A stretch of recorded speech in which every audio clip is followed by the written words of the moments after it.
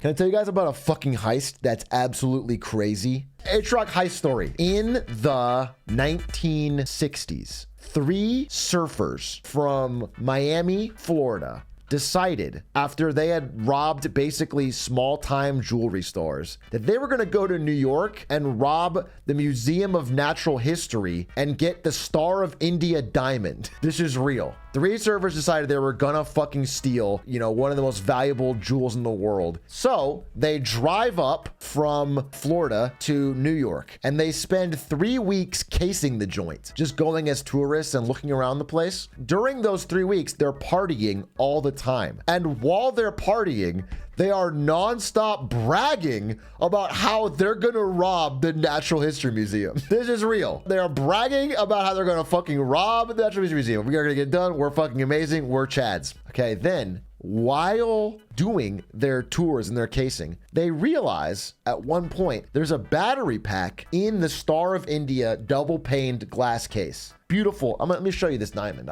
This fucking jewel. It's absolutely fucking gorgeous. All right. It's this sapphire gemstone. Fucking huge. Bada bing, bada boom. It's gorgeous. It's massive. Very invaluable, like this. There it's perfect there. Perfect. You can see it. Okay. There's a battery pack in the double paned glass case that is corroded. The museum staff has just forgot to switch it out over years, and it doesn't work anymore, which means the alarm in the case doesn't work.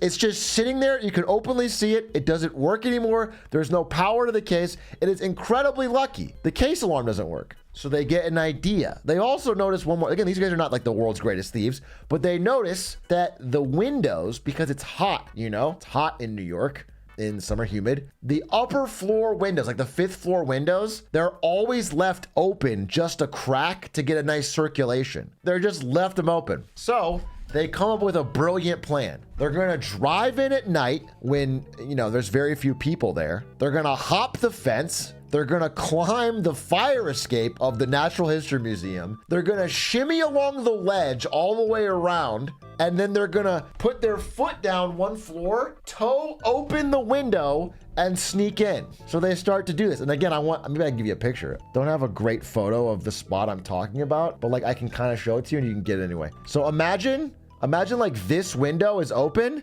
and they're on this ledge. And they put their foot down, they push the window down, and they slip in the top. It's not this building, it's actually deeper inside here, but whatever, that's the idea. So they do it. They show up, again, 3 guys. One of them's in the car. 2 of them hop the wall. They go up the fire escape. They're shimming along the thing. At one point, a flock of pigeons, startles them, and one of them almost falls to his death. But fine, whatever. Not a big deal. They don't die. They keep shimming. They make it all the way here. They put their foot down. They push this down. They put a rope right here. They lean into the building. They get in. They walk up to the Star of India diamond. And they bring, you ever see one of those glass cutters where you can make a circle and then cut the glass out? They try to do that, but the glass is double paned. So it doesn't work. They're just, it doesn't do anything. They can't get through. So eventually they're like, well, fuck, we don't have infinite time here. So they take duct tape, they put it over all the circle, and they just smash it, hoping the duct tape muffles the sound. This works because the alarm is corroded. Museum's fault here. So they just smash it. Now there is museum staff that is circulating, but it turns out the museum guards, all they do is once every hour come by the area and shine their flashlight around and then leave. So when the guards coming by, they hide in a dark corner and wait. This is not kidding. This is how they did. This is their brilliant plan. The flashlight gets shined and then they just go back to work. This is what happened. So then they go, they smash the thing, they get the jewel. And it's so easy. It was so easy to get one of the rarest jewels in the world. They go, why stop here? So they go down the line and they start stealing every major jewel in the Natural History Museum. They just wait for the guard to pass. Then they make the circle, then they make the duct tape, then they smash it. They do it over and over again for hours. I think it's like a 4 or 5 hour heist. Finally, sun's about to come up. Fuck, we gotta go. So they climb up a rope out of the window, this time carrying a fucking duffel bag full of gems and tools. Much harder to climb up the rope than go down. Almost fall to their death, shimmy back across this thing, go down the fire escape, get in the car, and they get out. A miracle. Against all fucking odds, these three surfer idiots have stolen the rarest gems in the world out of a completely fucking goofy heist. They get in their car, they're driving away, it's all going smooth. They even, by the way, left of this building and right of this building are 2 police stations. At one point, when they're walking away, they encounter a group of cops and they think, oh, they got us. But it's just cops who are fucking chilling after work. They're just off, like they're whatever. And so they just get into a taxi, get away. It's fucking incredibly easy. It's just good evening, officers. It works. Again, against all odds, this thing works. Then, of course, they get in their cars. One of them in a car, 2 of them on a plane, I think. They go back to where one of them goes back to their home in Cleveland to lay low for a bit. And 2 of them, I think, go back to Miami. But the next day, the staff come in, find all the gems being gone, call the police. The police freak out and they scour the whole place for fingerprints and evidence and they find nothing. Again, the guys wore gloves. They came in the window and nothing. It's a completely perfect heist. And in their mind, they're thinking, oh my God, these are some of the greatest thieves we've ever seen. This is like a top tier, top level, Ocean's 11 style, Omega heist. Like, who could have done this? The story hits the news. It's all over the news. Like, everyone's like, holy shit, amazing fucking natural history gem heist. The fucking greatest. At which point, someone in New York who was at a party with these chuckle fucks calls the police and goes, hey, I don't know if this is helpful, but I was at a party like 2 weeks ago, and these 3 guys kept saying how they were gonna steal all the jewels in the Natural History Museum.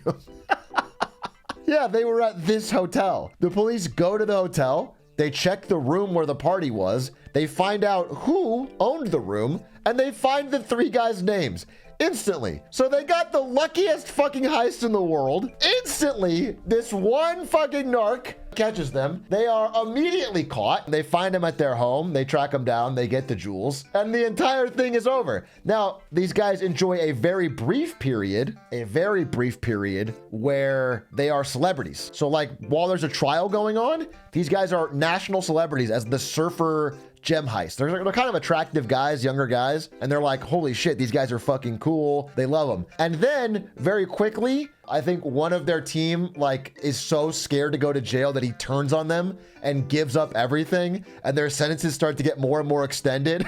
And then they all end up spending, time at Rikers Island. That is the story of the insane Natural History Museum heist in the 60s. Just thought you'd want to know because it's very, very funny how it worked out. And if all they had to do was not openly brag to strangers about their heist, and they didn't.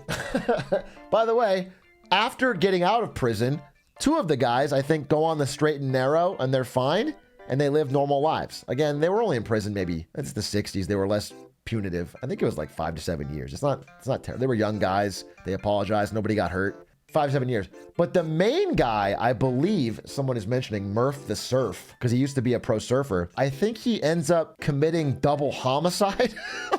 Like he is now permanently tied to a life of crime after his time at Rikers Island. So like this one party where 3 guys bragging turned this guy's life in such a direction where he ends up fucking in and out of prison for the rest of his life and ends up committing. Did this inspire Point Break? Maybe it did. I don't know. But Point Break doesn't involve a jewel heist in New York, right? So this is a true story. Everything I'm telling you is a true story. Exactly how it happened. Pretty crazy stuff, huh? You thought I was reciting a movie plot? No, that's a true 100% story that happened in the 1960s. Who would buy the story of any from them? Nobody. It was a dumb idea. You can't fence such a rare, priceless jewel. The only jewel they did fence, by the way, I'm sorry, there's a thing called the Eagle Diamond, which is just a massive uncut diamond, super rare, incredibly, just a rare that big of a diamond. They just sold it to somebody who cut it down. So it disguises where it's from, and they got, pennies on the dollar for it. They just lost the Eagle Diamond forever. That's the only money they got from the whole situation, was selling. Everything else is pretty much unfensible.